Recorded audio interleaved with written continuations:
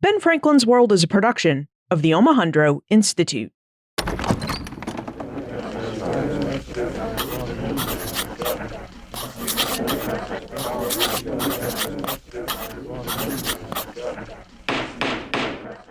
Resolved, that these united colonies are, and of right ought to be, free and independent, that they are absolved from all allegiance to the British Crown, and that all political connection between them and the state of Great Britain is, and ought to be, totally dissolved.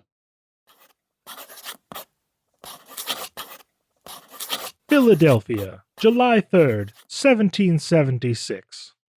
My dearest friend, had a Declaration of Independency been made 7 months ago, it would have been attended with many great and glorious effects. We might before this hour have formed alliance with foreign states. We should have mastered Quebec and been in possession of Canada. The delay of this declaration to this time has many great advantages attending it. The hopes of reconciliation, which were fondly entertained by multitudes of honest and well-meaning, though weak and mistaken people, have been gradually and at last totally extinguished.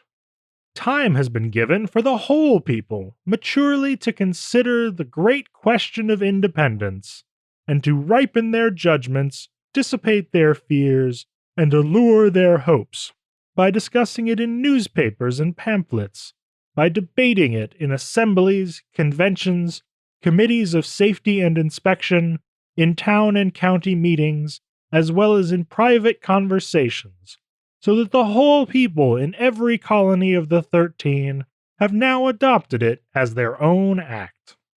This will cement the Union and avoid those heats and perhaps convulsions which might have been occasioned by such a declaration 6 months ago. But the day is past.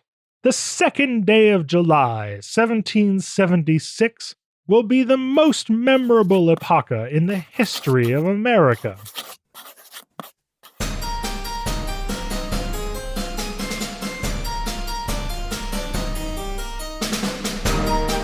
Hello, and welcome to episode 245 of Ben Franklin's World, the podcast dedicated to helping you learn more about how the people and events of our early American past have shaped the present-day world we live in. And I'm your host, Liz Covart. On July 2nd, 1776, the Second Continental Congress approved and adopted Virginia Congressman Richard Henry Lee's resolution that the 13 British North American colonies should declare their independence from Great Britain. Now, later the next day, on the 3rd of July, 1776, John Adams, a congressman from Massachusetts, penned a letter home to his wife Abigail. And in his letter, Adams related his delight at the adoption of Lee's resolution and predicted that with great parades, games, sports, guns, bells, and illuminations, Americans would celebrate the 2nd of July forevermore as their great national holiday. Where did Adams go wrong? How did he correctly predict our traditions of celebration and yet get the date Americans would celebrate their independence wrong? These are questions we need answers to, because we should understand how and why we celebrate the United States and its independence as we do. Which is why we're going to speak with 3 historians about the origins and evolution of our national holiday. To start, we'll meet with Benjamin E. Park. Ben is an assistant professor of history at Sam Houston State University. He's an expert in areas where religion, culture, and democratic thought intersect between the American Revolution and the Civil War. And in his first book, American Nationalisms, Imagining Union in an Age of Revolutions, Ben explored how Americans tried to make sense and meaning in their independence and define what it meant to be an American, which is why I think Ben can help us. Today, we Americans use Independence Day as an opportunity to think through and ask similar questions. And this makes me think that it's likely that Ben will know how we came to celebrate the 4th of July.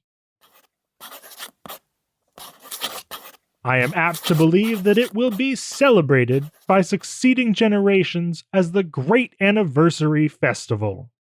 It ought to be commemorated as the day of deliverance by solemn acts of devotion to God Almighty.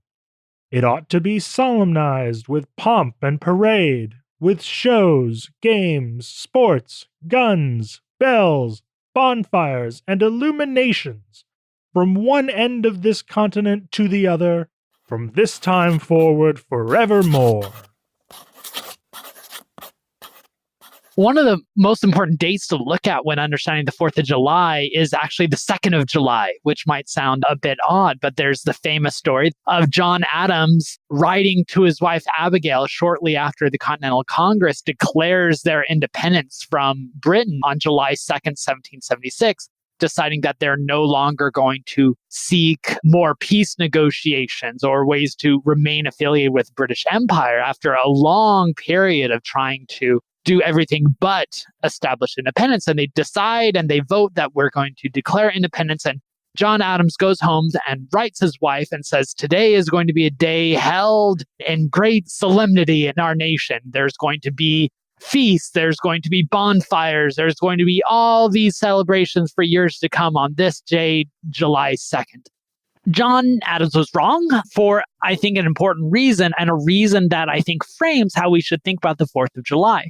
Because he assumed that the day that the politicians took action and actually declared independence was going to be the big celebration, when it really turned out to be 2 days later when they ratified the written document that assured that or made official that Declaration of Independence. Of course, the Declaration had been drafted for several weeks previous, but when they actually went through and ratified the document that Thomas Jefferson and others had drafted, that's the moment we celebrate. And I think it's important to take a moment and note why. I think there's something in the written document. I think there's something that's tangible. There's something that's written. We're a nation that celebrates both our founding ideals as captured in the written word. So I think it's important that we celebrate for our Independence Day the day that we have the document, not just the political vote or the political words. And this gives us a lot of benefits. We can look at pictures of the document. You can go to the National Mall, the National Archives, and look at the document on display.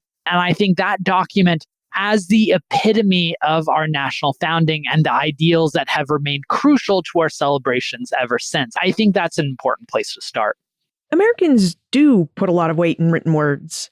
Do you think this is unique to the United States, that it celebrates its national birth by looking to what's written in the Declaration of Independence? You know, that's a really good question. I don't think we're isolated in that. I think there are other nations that do that, but it's not universal, I think it's fair to say. You think about France, and they celebrate their Independence Day as Bastille Day, July 14th, the day that the common people took action. And you find other nations that do something like that. But for us, for America, we sacralize the written word. And I think you see coming out of this as well, it's not a coincidence that we also have a written constitution that's supposed to formalize our founding amendments, our founding priorities, our founding policies. That's something that was in some ways discordant with the broader nation. So I think there is something potent in the American celebration of the written document, even if it's not completely unique. So when Americans celebrate the 4th of July, they're really celebrating the ideas in the Declaration of Independence. Do you know what early celebrations of the Declaration and the 4th of July look like, say, from 1776 on, and how Americans celebrated the Declaration's ideas in these early days? 4th of July celebrations developed slowly. In some ways, the first celebration of Independence Day was when word of the Declaration of Independence slowly leaks out, and New York famously upturns a statue to George III. You got other places throughout the colonies that have their major toasts. The very next year, July 4th, 1777, in Philadelphia, the Continental Congress holds a formal dinner. George Washington allows his soldiers to have double rations of rum.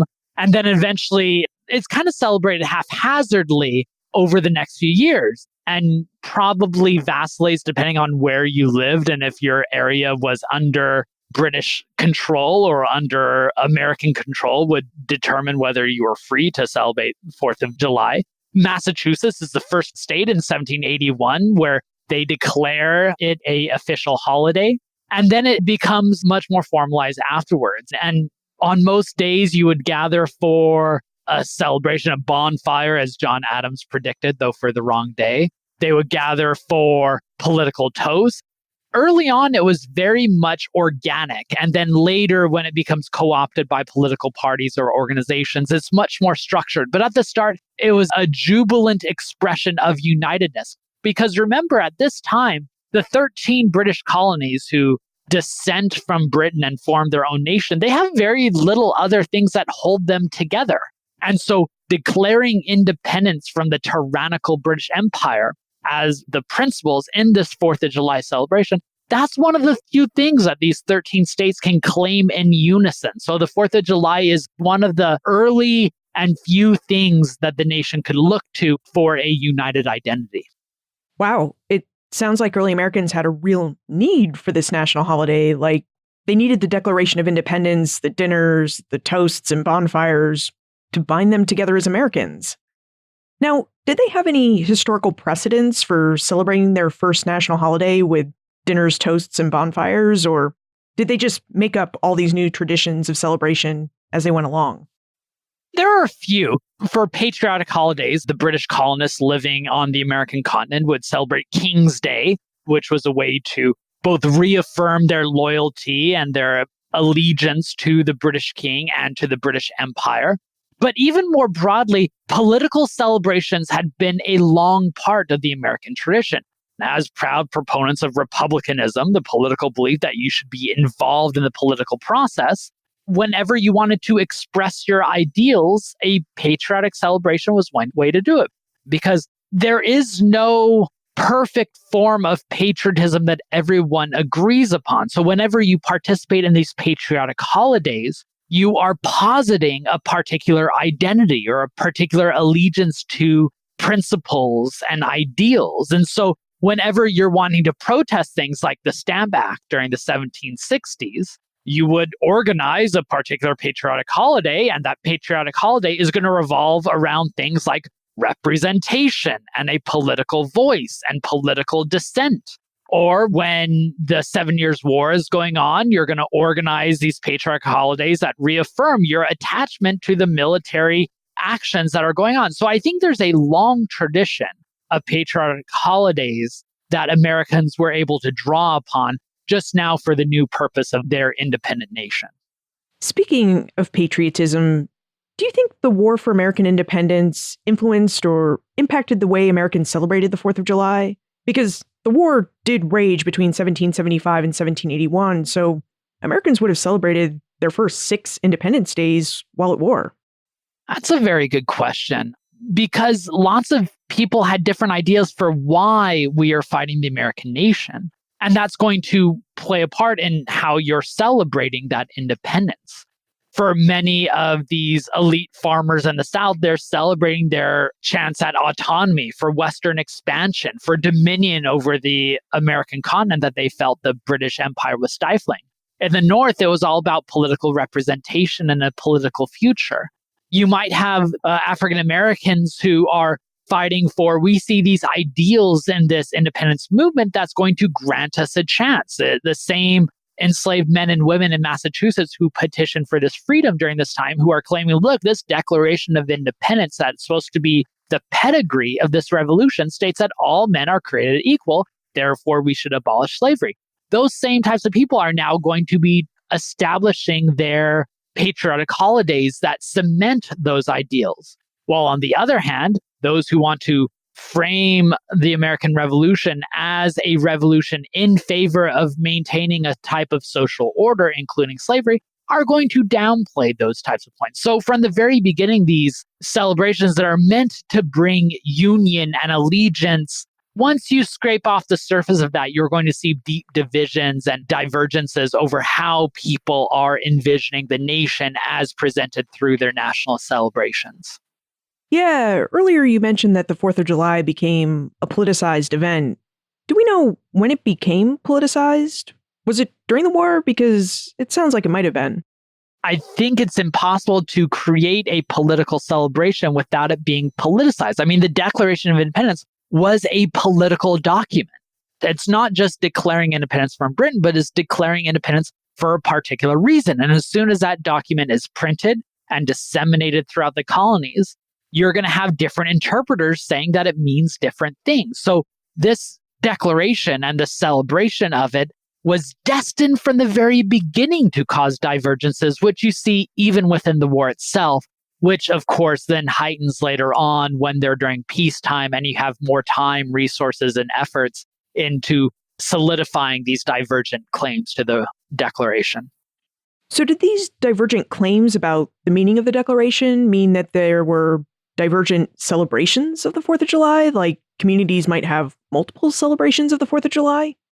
Absolutely. And they would be divided along different lines. You would have during the 1790s with the rise of the partisan parties, with the Jeffersonians on the one hand and the Federalists on the other. Neither side wanted to really claim the status of a political party. They saw their ideas not representing a particular political organization, but as the nation. And one way to present that would be through patriotic holidays. And so you would see a Jeffersonian Independence Day celebration or a Federalist celebration. And these celebrations are very structured. Who's allowed to participate? The Federalists, it's much more staid, it's much more organized, it's much more representing their elite political ideals, whereas the Jeffersonians, it's much more demotic, it's much more democratic, it's much more reaching out to those of the middle classes who might otherwise be disenfranchised. And of course, one of the major tools at these political celebrations would be things like toasts. Now, we don't do toasts in our culture today beyond, at wedding or festivals or other high-class functions like that. But back then, these toasts were a crucial part of the political process because it would be a way to represent who you are celebrating at these Independence Day bashes. So, for instance, you might say a toast to Thomas Jefferson and the Jeffersonians, or you might give a toast to the Federalists and Alexander Hamilton and George Washington, long may he reign. And so once these political parties cast their grips on these celebrations, it becomes part of a much larger partisan warfare. Now, what did these political overtones mean for participation in 4th of July celebrations? Because it sounds like they grew during the early republic, and if celebrations of the 4th really became about supporting a political party and its vision for the nation, did that mean celebrations of the 4th were limited just to those who could vote? Yeah, basically, that's a good way to frame it, because once the political organizations have control over many of these celebrations, they determine who can and who cannot participate. And so the one thing that a lot of the Federalists and the Jeffersonians would have in common is that we believe that this is a nation of white male citizenship. So women were not granted a prominent place at these celebrations outside of the types of roles that you might be expected for providing the baked goods or sewing the flag that is then shown at the event. African Americans are not granted a prominent place because those who are granted a position in these celebrations are meant to be citizens. They're the face of the nation. They're the people who are supposed to represent the future of this country that we're celebrating its origins. And so it's not just what they're doing at their celebrations, but who are allowed to participate. And they wanted to make sure that only those they believe are part of our national makeup of citizenship should have a prominent position. So where did that leave women and African Americans? If white men were really openly claiming that the Declaration of Independence and its ideals was theirs and theirs alone, where did that leave women and African Americans when it came to the 4th of July? Well, in many cases, they were marginalized. They would have the option of either you're going to play ball and accept the role that our nationalist vision enables you, or you're going to be left out in the cold. And there's a lot who, of course, try to carve out space within the existing celebrations, but many end up creating their own rival organizations. You get in places that have large free Black communities like Baltimore, like Philadelphia, like Boston. From very early on, they start creating their own 4th of July celebrations because that would be a way for them to claim a place within America's sacred heritage. They say that this 4th of July is something that enshrines the ideals of all men are created equal. Or you might have some who might reject that. Frederick Douglass and his famous "What to the Slave is the 4th of July" oration that he gives in 1852 declares that this celebration is yours. It's not mine. It's an offense for you to invite someone who is not granted complete citizenship to celebrate in your cause. This is your celebration. It's hypocrisy for you to celebrate while we mourn. On the other hand, women, especially during the rise of the women's suffrage movement in the 1830s, 1840s, they use the 4th of July and the Declaration of Independence and its legacy as a political tool. When Seneca Falls Convention comes together in 1848, they declare their own sentiments by copying the language of the Declaration of Independence, only inserting the politics of female suffrage. So the Declaration of Independence and the 4th of July celebrations become a space for competition and for a place to claim your own legacy and make your political point, which just goes to show the potency of the celebrations and what they represent. So it sounds like there were many celebrations of the 4th of July because different groups interpreted the written ideas and values of the Declaration of Independence in different ways. Which raises the question, when did 4th of July celebrations become more inclusive and more like the national affairs that we think of today? That's a good question. I was struck recently in reading David Blight's new biography of Frederick Douglass, where he points to a specific moment in 1862 in the middle of the Civil War. So 10 years after Frederick Douglass gives his What to the Slave is the 4th of July oration, where he gives another 4th of July celebration, only this time, instead of saying this celebration is yours, not mine, he claims the independence legacy. And so I think for many, especially the African-American community, the Civil War is the moment when they're able to claim the national ideals that they felt had been so long deprived from them. So I think starting after the Civil War, you see much more united Independence Day celebrations, especially amongst African-American communities in the newly freed South.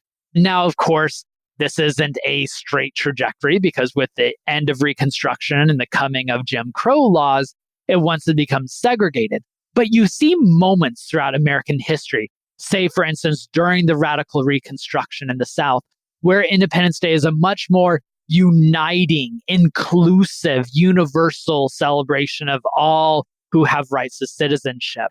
For women, you see the same. The women's suffrage movement in the 19-teens profoundly uses the 4th of July celebrations as their moment to prove their commitment to American ideals and how suffrage is a way to reaffirm those ideals. I mean, in America, it's not enough just to prove your politics are correct. You have to prove your politics are American. And by incorporating the 4th of July celebrations, that's one way to demonstrate that. Ben, when you look at the long history of 4th of July celebrations, do you see any elements in our present day celebrations that have a direct connection with those early 4th of July celebrations during the late 1700s and early 1800s? Yeah, I think there's plenty, even though I can't really document if we had hot dogs in 1776. I still look at 4th of July celebrations today, and I see a lot in similarity with the precursors. Most importantly, that 4th of July celebrations today are, one, still a way to prove your attachment to American ideals. It's a way to prove your patriotic chops. I am an American and I am proud of it. So I'm going to fly my flag. I'm going to do the modern day incarnation of a bonfire, which is fireworks. And I'm going to go out and gather with like-minded people and some non-like-minded people, and we're going to rejoice in the liberties we share together. But the other element that I see so common in today's patriotic festivals is that there's still political and sometimes outright partisan activities. I think about this year where the White House has kind of co-opted the long-standing 4th of July celebrations and made it about a particular political agenda. Some people, of course, are going to claim foul and say that, no, this should not be a partisan activity. But when you look at the history, the 4th of July has always been, in some regard, a partisan activity. So I think both the shared patriotic legacy aspects of our 4th of July celebrations and the perpetual partisan hue of our celebrations, I think that continues even to today.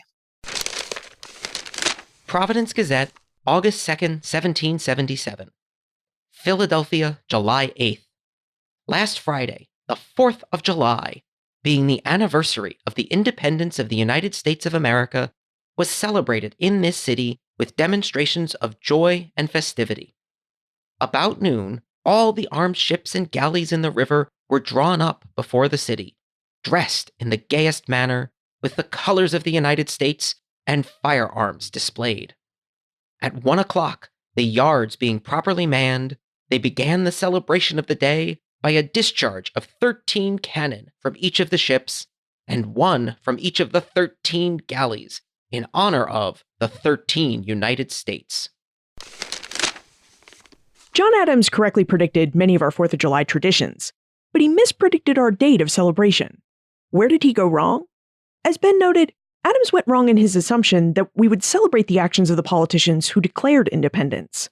But what we really celebrate on the 4th of July are the words embedded in the Declaration of Independence and the ideas those words convey. Now, Americans have interpreted the Declaration's words and ideas differently over time. There has never been a single agreed-upon interpretation of why Americans fought for independence, or why they revel in the fact that they have it. Examples of these different interpretations include ideas that the Declaration supports westward expansion, different quests for politically inclusive futures, and the many different ways Americans have seen all men and women as created equal. Now, all of these different ideas and debates over how we should interpret the words in the Declaration of Independence are part of the tradition of the 4th of July and its heritage. Heritage. That's something we should investigate more. Ben mentioned that 4th of July celebrations developed slowly and organically, that political parties adopted them as opportunities to promote their visions for the new nation and interpretations of the Declaration. Aren't you curious to see how early Americans created the traditions that we still use and built upon to celebrate the 4th of July today? We should go back to the first Independence Day celebration, which didn't take place on the 4th of July, but on July 8, 1776 in Philadelphia. So let's pay a visit to Jay Hinnesley at Independence National Historical Park. Jay is an interpretive ranger at that park, so he knows a lot about how Congress met in Independence Hall and about Philadelphia in 1776. Plus, as a co-coordinator of the park's 19th Amendment Centennial Commemoration, Jay is also well informed about Americans' different interpretations of the Declaration. In the afternoon, an elegant dinner was prepared for Congress, to which were invited the President and Supreme Executive Council and Speaker of the Assembly of this state, the general officers and colonels of the Army, and strangers of eminence, and the members of the several continental boards in town.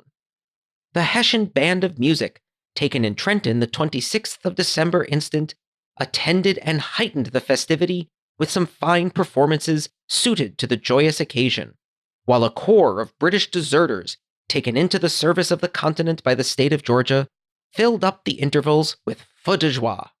After dinner, a number of toasts were drank, all breathing independence and a generous love of liberty, and commemorating the memories of those brave and worthy patriots who gallantly exposed their lives and fell gloriously in defense of freedom and the righteous cause of their country. I think the assembly room in the hall was really the most convenient spot for them to meet. They actually were invited to meet there by Pennsylvania's assembly. They'd met briefly in Carpenter's Hall, the First Continental Congress, but when they come back as the Second Congress in May of 1775, they are going to accept Pennsylvania's invitation to meet in the assembly room in the State House. We know that the delegates are doing things like reading dispatches from General Washington and kind of attending to routine business at the start of each day. But of course, their main task in early July is debating a resolution for independence. They debated it for a couple of days in June and then tabled it until July the 1st, when they're going to meet in the assembly room for 9 straight hours. John Dickinson of Pennsylvania, who's among the last holdouts for reconciliation, will take the floor that day to argue against independence. And that's going to take up most of the morning. And then that afternoon, as a thunderstorm is building, the sky grows dark, John Adams gives maybe the most important speech of his life in support of independence. But a preliminary vote that evening ends with only 9 delegations in favor of independence. Next morning, July the 2nd, when the final vote is taken, though, it is 12-1. Only New York's delegation is abstaining, and they'll support it not long after. And then for most of the next 2 days, the delegates are going to take up consideration of a draft Declaration of Independence that had been submitted a week before. They'll go through it line by line, making close to 80 changes, finally adopted late on the morning of July the 4th.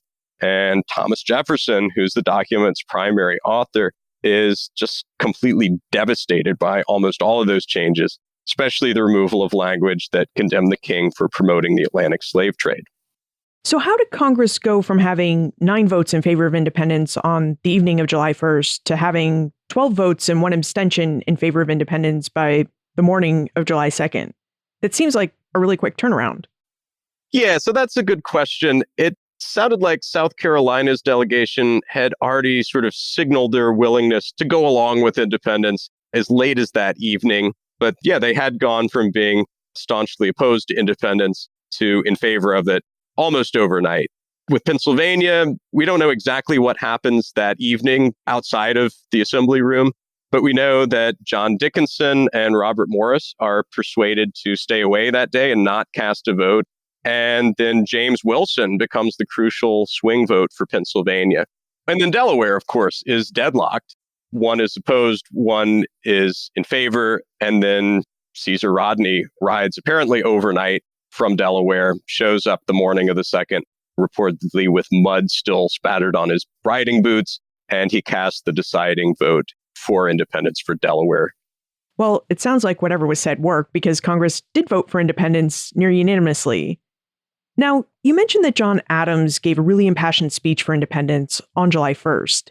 Was this one of the reasons why he penned that enthusiastic letter home to his wife Abigail on July 3rd, telling her that July 2nd would be the great anniversary festival for the nation? Yeah, and in that same letter, Adams also describes the way that it's going to be celebrated with pomp and parade, bonfires and illuminations from one end of the continent to the other. But I think what Adams and most others don't anticipate is how important what happens 2 days later will become. And that's the day that Congress actually adopts the language in the Declaration. And for most Americans in the summer of 1776, that declaration is how they actually find out that Congress had voted for independence. And we actually know that broadsides would have been tacked up in public view. Some prints of the Declaration were made specifically with the intention of being hung in private homes. And those documents are all dated July the 4th. So that's what everyone, even members of Congress, end up remembering, not the vote on the resolution for independence that took place on the 2nd. And this is where we can see, too, that it wasn't the congressional act of declaring independence so much as the words Congress used to declare independence that really became central to American celebrations of the act. Right. It's how we announce it to the new states and eventually to the rest of the world. Now, how did Americans celebrate independence once Congress officially declared it? Could you tell us about how Americans received the Declaration in 1776 and about that very first celebration of independence in Philadelphia on July 8, 1776? Contemporary accounts tell us that the Declaration was well received with general applause.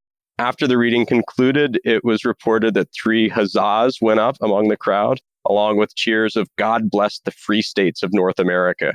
And John Adams described how the city's militia battalions, which ironically would have included one led by John Dickinson, paraded and gave us the feu de joie, which was the firing of muskets and cannons 13 times, in spite of a scarcity of gunpowder. And as Adams had predicted, there were bonfires on street corners, windows illuminated with candles, toasts and prayers for the prosperity of the new states would have also been a part of the festivities. And then finally, Adams recorded the bells rang all day and almost all night. In a lot of ways, Philadelphia's celebration on July the 8th kind of sets the tone for the celebrations that are going to follow it. Ours is the first official celebration in America, although there are public readings held in Easton, Pennsylvania and Trenton, New Jersey later that same day. But what happens in Philadelphia really kind of establishes a blueprint. There's a public reading of the Declaration of Independence. The local militias parade and fire cannons. Bells ring all over the city. And we're going to see old symbols of the king's authority destroyed. So as news of independence travels up and down the coast, most of the celebrations are going to follow a similar pattern. But of course, why does the Continental Congress choose the 8th instead of the 4th? Well, July the 8th was an election day in Pennsylvania, so there were already lots of people gathered in and around the Pennsylvania State House from Philadelphia and the surrounding counties. So there's already a built-in audience. And many of them are supporters of independence, since a majority of voters that day would sweep out establishment figures in the Pennsylvania Assembly and replace them with radicals who are going to write a new constitution for Pennsylvania that summer. So right from the start, the celebration of independence was used for political purposes in that Philadelphia used the occasion to celebrate the new nation and get out the vote on Pennsylvania's election day. Yeah, absolutely. But again, the Continental Congress understands that it's a great time to make that announcement because there's going to be so many people here. But again, yeah, many are supporters of independence. That's what the election results that day will show. Now, you said that as part of Philadelphia's celebration of independence, the Declaration of Independence was read to a crowd. Do we know what it would have been like to attend Philadelphia's reading of the Declaration, and who would have been in this Election Day crowd to hear the document read? At noon that day, Lieutenant Colonel John Nixon reads the Declaration to a huge crowd that had gathered in the State House yard. A wealthy patriot merchant, a man by the name of Charles Biddle, who reported that there were, quote, few respectable people present. And Deborah Logan, who's a young Quaker, was probably watching from her family's backyard across the street, recorded, quote, the first audience of the Declaration was neither numerous nor composed of the most respectable class of citizens. But we do know that members of Philadelphia's Committees of Safety and Inspection are there. John Adams is there to record what happened. And of course, there would have been artisans, shopkeepers, and tradesmen from the city. There's probably sailors who had just arrived at the port of Philadelphia, farmers and frontiersmen from the Pennsylvania backcountry, and women and children. There would have been African Americans. There's a large free African population, but also enslaved people. Jefferson, we know, had traveled to Philadelphia that summer with 14-year-old Robert Hemmings, who was his enslaved body servant.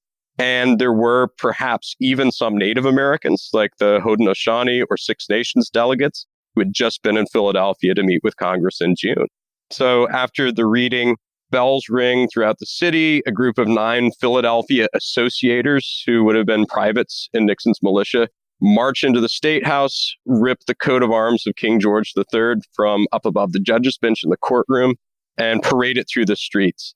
Afterwards, they're going to take it to Philadelphia's Center Square, or possibly the London Coffee House, and throw it on top of a bonfire. And yeah, we know that bells ring all over the city in celebration. John Adams writes throughout the day and into that night. Wow. It sounds like the first public reading of the Declaration of Independence drew a really diverse crowd. Philadelphia was a diverse city. It's the largest city in British North America. So we assume that a very diverse crowd probably would have been there. And what about Philadelphia's loyalists? Were they in attendance too? I mean, how did they respond to news of independence and react to the Patriots' celebration of it? So there were loyalists as well as pacifist Quakers who were opposed to the war and would probably have been pretty wary of the crowds that gathered in the State House yard on the 8th. In the National Park Service's annual reenactment of July the 8th, we actually plant loyalists and patriots in the crowd to either cheer or denounce independence. But I really wonder how many loyalists would have actually felt empowered to be vocal in their dissent that day, especially as the city and state governments had become increasingly radical. And I think it's entirely possible that the loyalists who might have been in attendance stood there just silently seething, or might have even been moved to tears, feeling completely heartbroken that America was separating from Great Britain. And of course, we know it divided families like Benjamin Franklin's. And as Joseph Galloway, who's a loyalist and former political ally of Franklin's, expresses it, America stood on the brink of, quote, the blackest rebellion and all the horrors of an unnatural civil war. That's a really clear example of how independence really didn't mean the same thing for everyone, and that some people really didn't want to celebrate it. Now, speaking of celebrations, you mentioned that Philadelphia set the tone for how other towns and cities would celebrate independence. Do we know how long it would have taken news about independence and Philadelphia's celebration of it to spread throughout the colonies? So there was a bar of secrecy in Congress, but despite that, the news really leaked pretty quickly. A young Philadelphia artist named Charles Wilson Peale recorded in his journal on July the 2nd, this day the Continental Congress declared the United Colonies free and independent states. Elbridge Gerry of Massachusetts wrote that the facts were as well known in the taverns and coffee houses as they were in Congress. And we know for certain that the Declaration was printed by John Dunlap on the evening of July the 4th, that it was distributed the next morning, and that the text was reprinted in the Pennsylvania Evening Post on Saturday, July the 6th. Now, as to how long it took to circulate among the 13 colonies, we know Washington had it read to his troops in New York on July the 9th. just before they topple a mounted statue of King George III and melt it into musket balls. It's read in Boston on July the 18th, and the news reaches Savannah, Georgia on August the 8th. And then it's actually 2 days later that news of independence is printed in the London Gazette. So it takes almost as long for the news to reach Georgia as it does London. So, Jay, what do you think the legacies of this first celebration of American independence have been? Is there anything from this first celebration that is carried forward into our own present day celebrations? Well, a lot of our traditions, like parades and fireworks, or at least the shooting off of cannons, can be traced back to that first independence celebration in Philadelphia.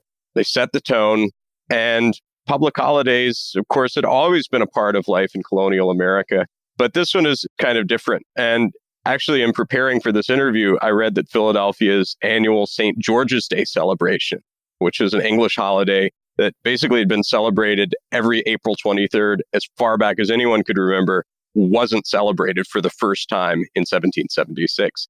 So in a way, Americans replaced earlier traditions with ones that were better suited to their new republic. The glorious 4th of July was reiterated 3 times, accompanied with triple discharges of cannon and small arms, and loud huzzas that resounded from street to street throughout the city. The evening was closed with the ringing of bells, and at night there was a grand exhibition of fireworks, which began and concluded with 13 rockets, on the commons, and the city was beautifully illuminated. Everything was conducted with the greatest order and decorum, and the face of joy and gladness was universal. Thus may the 4th of July, that glorious and ever memorable day, be celebrated through America by the sons of freedom from age to age till time shall be no more. The tradition of celebrating American independence began in July 1776. That year, celebrations included public readings of the Declaration of Independence, militia reviews, bonfires, parades, the firing of cannons and muskets, and bell ringing. As Jay noted, these are traditions we still use today. We have parades with military units, salute the flag with gunfire, and in the evening, many towns and cities unleash volley after volley of fireworks. Plus, some towns like Boston and Philadelphia still mark the occasion with a public reading of the Declaration. So, our traditions of celebration may not be identical to those of the late 18th century, but they're roughly equivalent and similar. Now, something that both Ben and Jay talked about was the political nature of the 4th. Both reminded us that Independence Day and the Declaration were born of politics. In fact, both mentioned how celebrations of the 4th harken back to an earlier tradition of political holidays. And Ben noted that if we want to see the political nature of the day really shine through, then we should explore the partisan politics of the 1790s. So that's what we should do next. We should investigate how the advent of partisan politics changed and shaped the celebration of the 4th of July, and if the partisan nature of the 1790s left any indelible marks on Independence Day. To help us with our investigation, we'll visit with Shira Lurie, a political historian of the American founding era. Shira has a keen interest in popular politics, protest, and partisan polarization. She's written several articles and a dissertation on these topics, and she's presently revising her dissertation into a book, which has the tentative title, Protest and Power, Liberty Poles, and the Struggle for American Democracy. But before we speak with Shira, let's hear an exciting announcement. As we find over and over again, history is almost never a short, simple tale. In fact, as we've been exploring in this episode, even America's national holiday, the 4th of July, has a long backstory. That's why the Omohundro Institute and I are especially excited to bring you the 4th installment of the Doing History series this fall. Laws serve as one of the most basic ways nations define themselves, and the history of how nations come to be is always fascinating. So this October, we'll partner with a wide variety of historians, archivists, and curators over 4 episodes to explore the history of American law as understood through the Bill of Rights. We'll look at this key American document and its many preservations, everything from where the original copies of it reside, to how scholars understand its origins, to the ways in which lawyers in the Supreme Court interpret it today. These are important topics, so be sure you join us this October for the Doing History series. Aurora General Advertiser, July 11th, 1799. Jeffersons Village, New Jersey, July 4th, 1799. This day, being the 23rd anniversary of American independence, the inhabitants of this village and its vicinity convened in the public square at 1 o'clock, when, after erecting a handsome pole decorated with a ball, vane, and cap, painted with 16 stripes, red and white, emblematic of liberty and the flag of the United States, they repaired to the house of Mr. William Brown, when they partook of an elegant collation and ranked the following toast.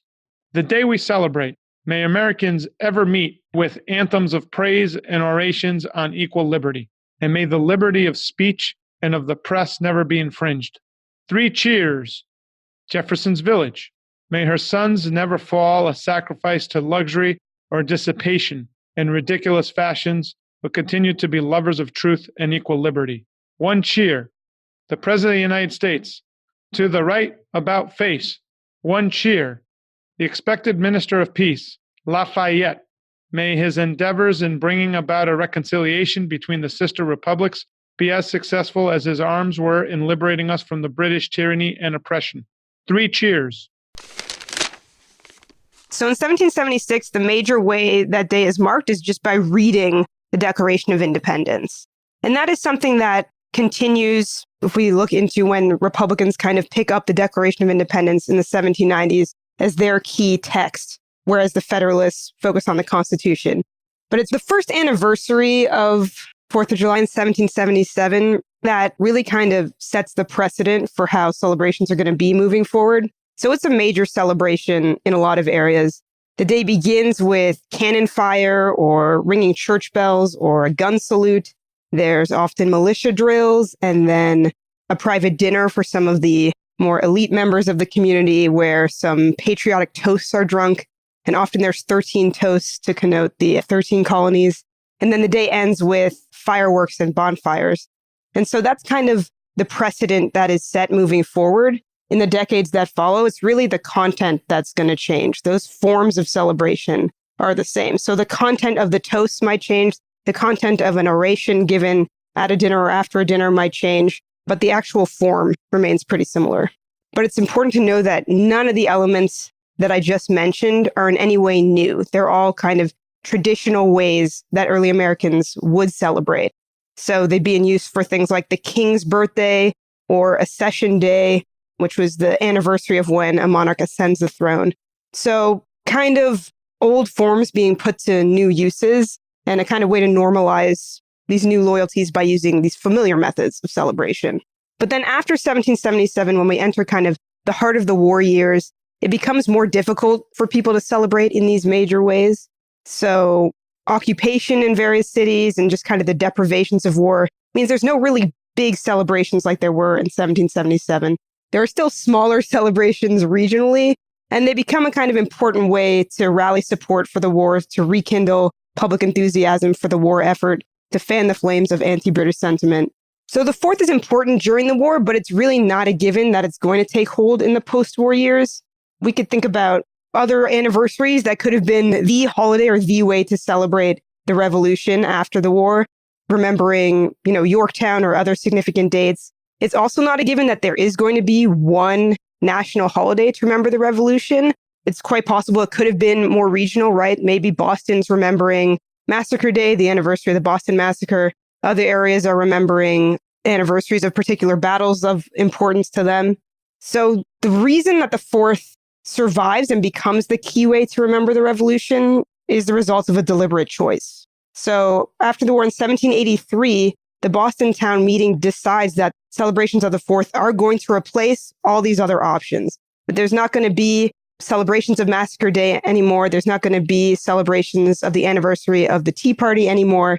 That now the 4th is going to replace all of them because it's going to serve a particular purpose. After the war, they don't need to rally anti-British sentiment to fuel a military effort anymore. They don't need to kind of legitimize the cause of independence. What they're looking for is an opportunity to kind of praise Republican government, to celebrate the achievements of the revolution, and in particular, to kind of extol the virtues and educate the citizenry on the virtues necessary for Republican government to survive. So the 4th becomes a kind of civics lesson. So all those elements are still in use, but they become less about the military effort and more about Republican government. So I would say in terms of a change over time, the ways that people celebrate between the war and after the war are very similar. The function of the 4th changes. That's really interesting. How and why was the 4th of July used as a civics lesson specifically during the late 1780s and early 1790s? Well, it's sort of hard for us to get back into this mindset, but, the War of Independence didn't give everyone a lot of confidence that the experiment would survive. The Republic was seen as very tenuous. People were very concerned that the American experiment in self-government would fail. And so having an opportunity to recall the struggles of the revolution, recall the heroism displayed in the War of Independence, and in particular to really think about and inculcate in the citizenry the kind of virtues that would be necessary for the experiment to succeed. This was absolutely integral, I think, to the survival of the 4th of July and something that Americans were hoping would allow the experiment to succeed. Now, earlier you mentioned that the Federalists, which were one of the 2 political parties that developed during the 1790s, that they adopted the Constitution as their key text, while the Democratic Republicans, that party of Jefferson, adopted the Declaration of Independence as their text. Why is the adoption of these founding texts by each of these early political parties important? And how did they use these texts to further the Republican experiment and to celebrate the 4th of July? Control over the 4th of July becomes very, very important, especially as this partisan battle heats up between the Federalists and the Republicans. Because the 4th is kind of a way to communicate a certain political message, to make claims about what power should look like, what the nation should look like. So both parties are very interested in kind of shaping the content of their celebrations to communicate a particular message. So for the Federalists, they're advancing an interpretation of the American Revolution that's in the past. They are saying the revolution is now over and its promises were achieved with the Constitution. This was kind of the final triumph of the patriot cause. The Constitution ratified, created the Union, created the political order we now have. And so it's really a celebration of those achievements and critically a commemoration of a past event, something that's already happened. For the Republicans, they have a very different interpretation of that history. For them, the revolution is ongoing. It's a struggle first against the British and now in this new order to ensure that Americans remain free, that the government does not revert back to tyranny or monarchy or both. So they're very interested in kind of rekindling the spirit of 76, keeping the spirit of 76 alive, making sure citizens remain watchful of those in power. And Republicans are also thinking much more globally. They believe their revolution was the trigger or a starting point for a worldwide series of revolutions that would topple monarchies across the globe and replace them with the Republican form of government. So this we see in Federalist and Republican orations, and we see in particular in the toasts that they deliver. So Federalists will toast to the Constitution. They'll also toast to George Washington, but the Republicans will toast to Jefferson and the Declaration of Independence.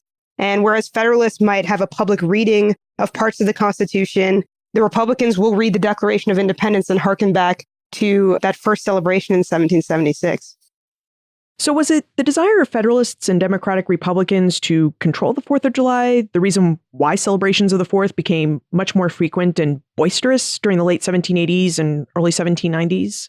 Because from what I've read, 4th of July celebrations during the post-war Confederation era, so those early to mid 1780s, were pretty quiet and much more sporadic. Yeah, so now that the 4th was kind of the holiday to recall the revolution and to celebrate its achievements and celebrate national pride, its messaging becomes very important.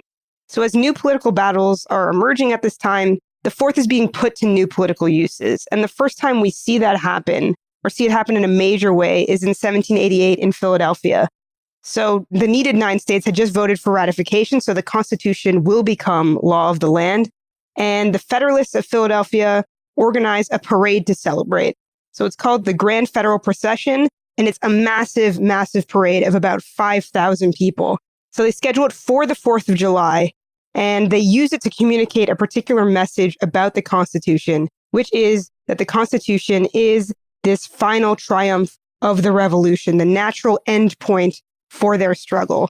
And they use a parade in particular to imply popular approval of that message, to say that the people are in support of the Constitution.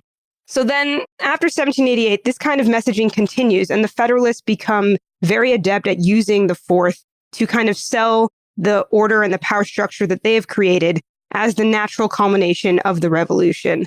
So we see in the late 1780s and early 1790s, Federalists really centering George Washington and the Constitution and organizations like the Society of Cincinnati, which were former officers in the Army. And so in all those ways, Federalists become very good at selling their cause as the cause of the nation, so that the ways in which people celebrate the 4th are kind of ratifying the Federalists in power, but it's being sold as patriotism and loyalty to the revolution. Wow. It really sounds like the Federalists turned the 4th of July into a campaign event of sorts, a day of political messaging about the future of the nation and what they saw as their accomplishments. Now, did the Federalists' politicization of the 4th of July change how early Americans saw and celebrated the holiday? Yeah, it's an interesting question. I mean, I would say that the 4th of July has always been political. You know, from the start when it was about rallying support for a military effort, right? That is an intensely political message as well. I think what the Federalists became quite good at was making it serve their specific political purposes and their specific political messages. So the Republicans, when they begin to contest the Federalist control of the 4th in the mid to late 1790s, this is what they attack. They attack Federalist control of the messaging and they spin their own political message. So I would say that the 4th becomes increasingly partisan, but I would argue it's always been political.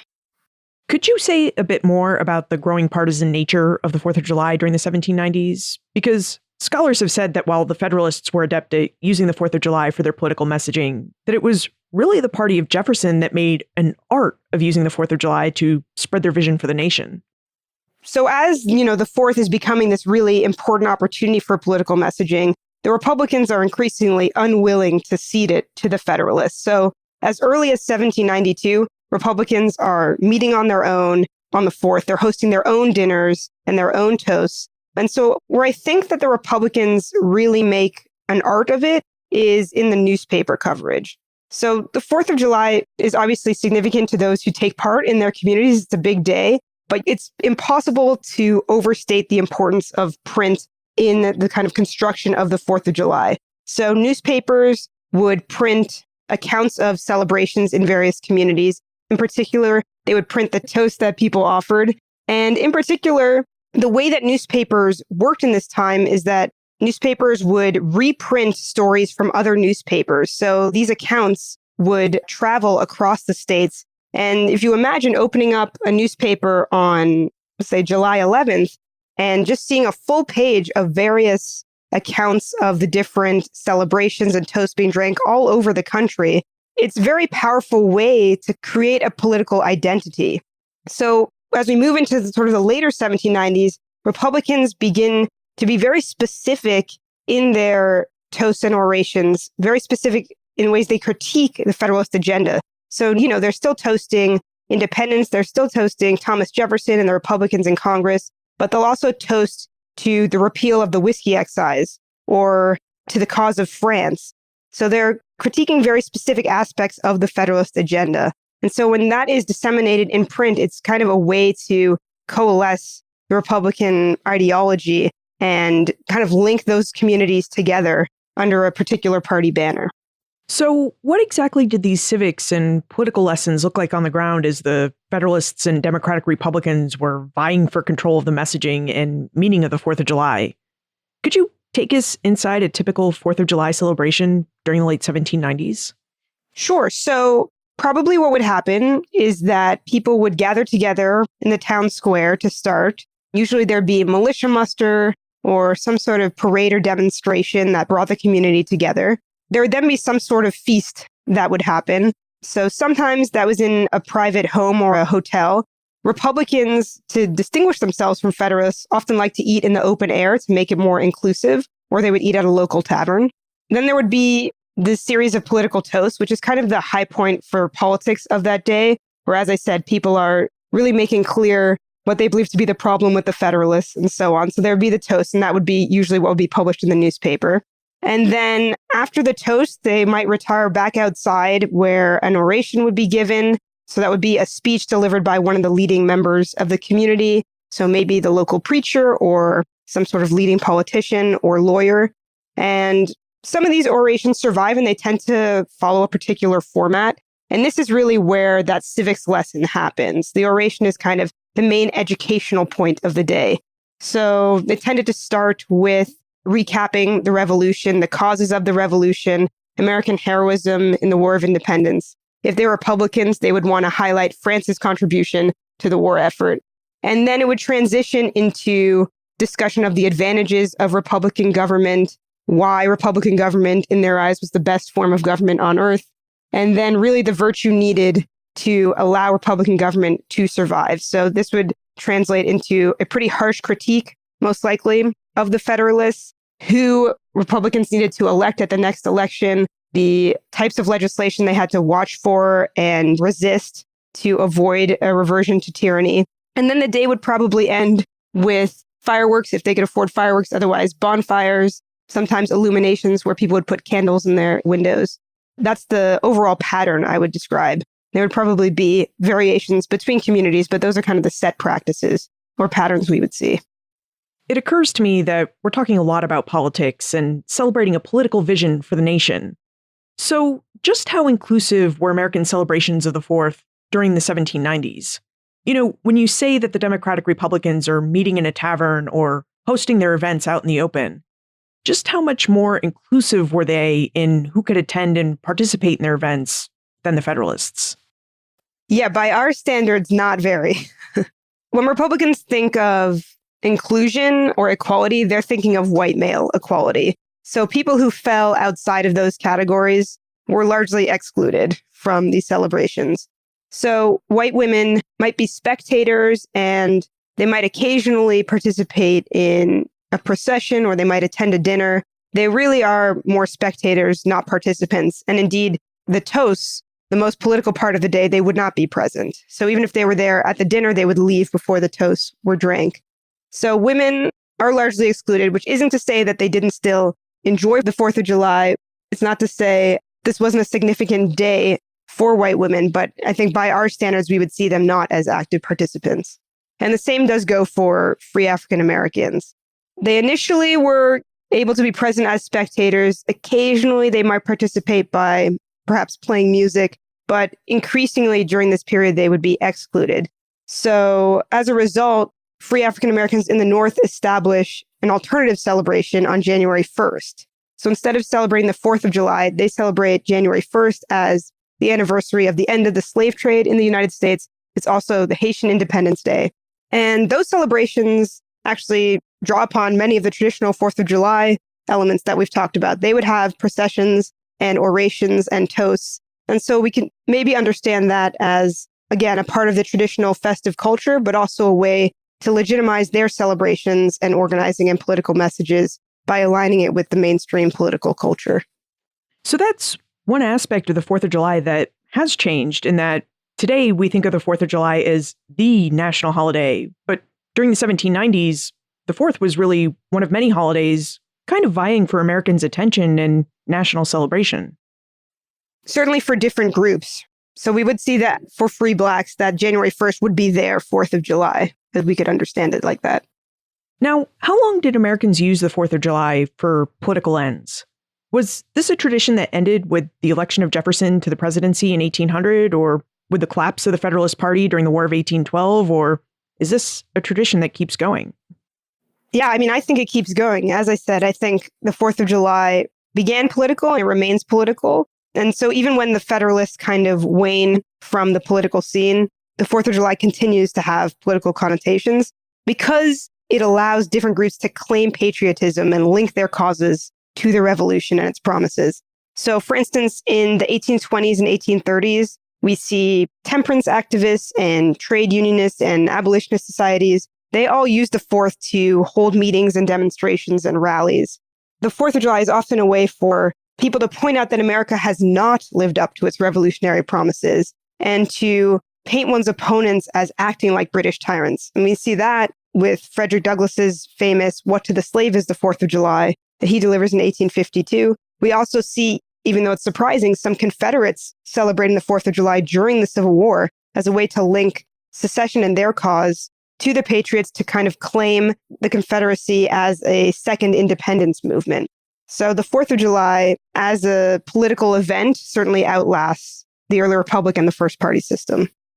And Shira, what do you think the lasting impact or legacy has been of Americans' continued use of the 4th of July as a political celebration?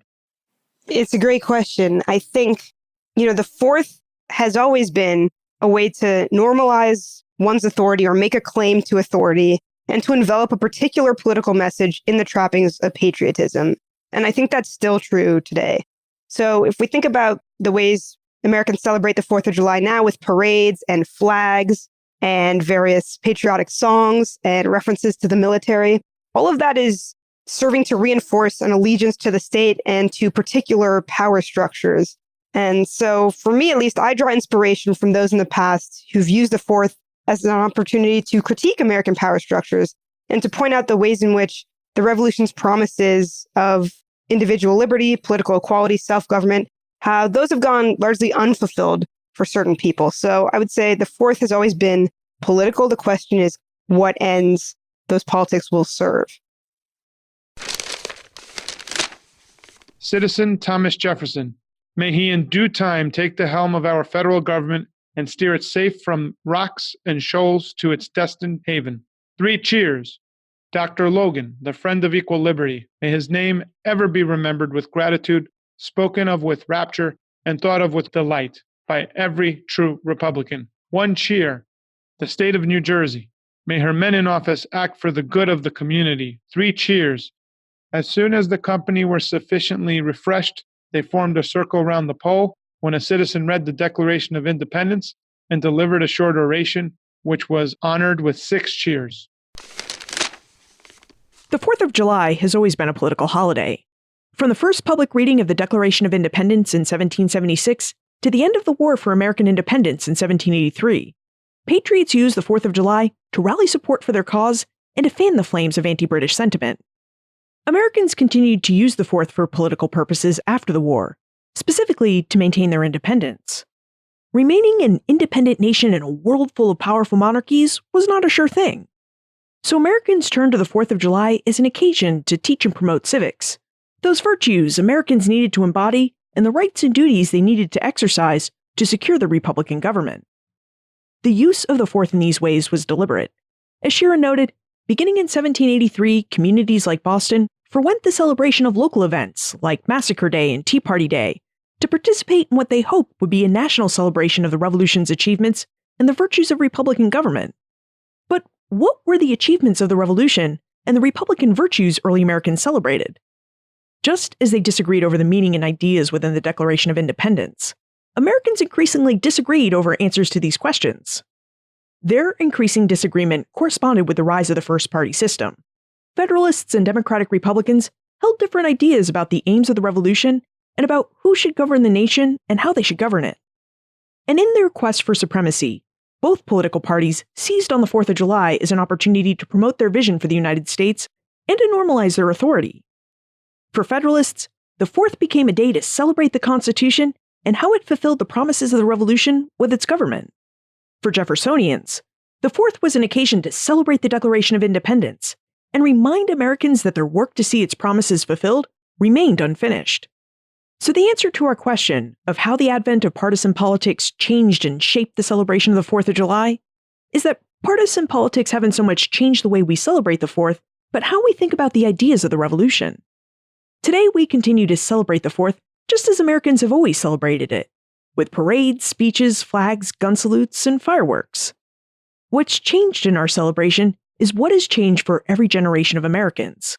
Our ideas for how we can fully realize the Revolution's promises of liberty, equality, and self-government.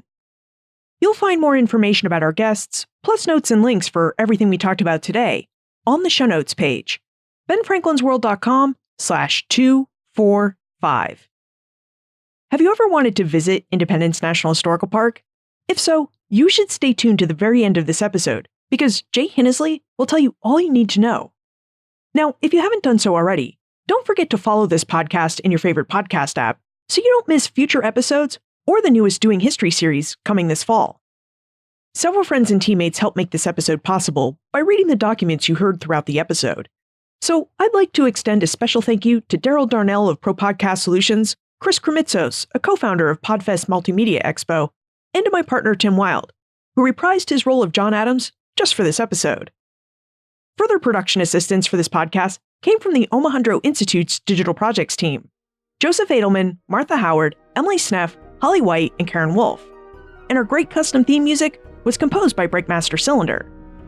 Finally, what are your favorite 4th of July traditions? I'd love to know. Liz at benfranklinsworld.com. Ben Franklin's World is a production of the Omohundro Institute.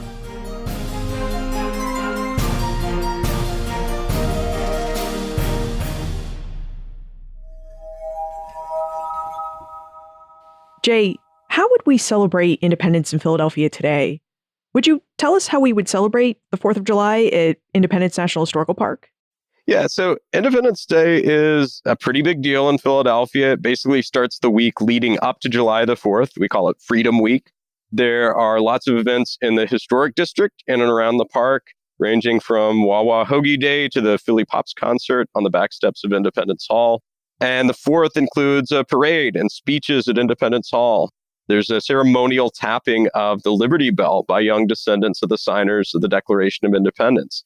And then, oddly enough, the day usually ends pretty quietly around Independence Square because everyone goes off to the art museum for a huge outdoor concert and fireworks. And what about tips and tricks for our next visit to Independence National Historical Park? Yes. Number one, get free tickets for Independence Hall. You can reserve them online, or if none are available online, you can always pick them up in the visitor center the day of, but get there early. And then wander around and explore. The park actually encompasses more than 50 acres. It includes a lot of beautiful open space and many, many historic buildings. And from Freedom Week until the end of December each year, you can see Lieutenant Colonel John Nixon's copy of the Declaration of Independence that he read to the crowds in the State House yard. If you come on July the 8th, we actually reenact that first public reading, and you can interact with rangers and volunteers in period costume. And then finally, I encourage visitors to seek out ranger-led walking tours and talks on a variety of special topics, like the women's suffrage movement, the British occupation of Philadelphia, and the first LGBTQ rights demonstrations outside of Independence Hall. The history really goes way beyond July the 4th, 1776, and we have so many stories to share.